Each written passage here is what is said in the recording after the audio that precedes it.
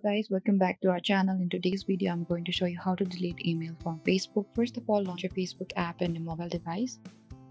After that, what you have to do is select your profile icon on the top left corner. Over here, what you have to do is go to the edit profile just beside the add to story option. And when you reach your profile, scroll a bit down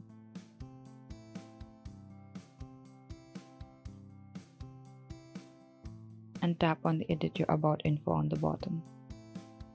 Over here, look out for the contact information over here and tap on edit on the right hand side. And we could see we couldn't find the email option, so what you have to do is tap on the manage info.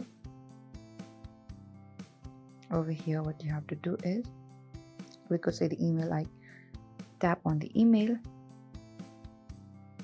and simply delete email option on the bottom and tap on the delete